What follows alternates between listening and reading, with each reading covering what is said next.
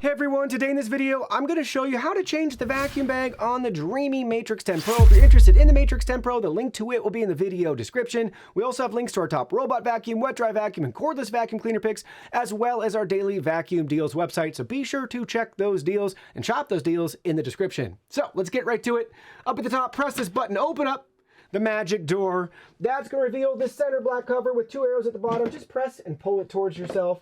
And that reveals our vacuum bag. Grab it by this tab. You're going to pull it out, and you can dispose of the old one. Make sure when you have it pulled out, there's this little cover right here that will actually slide over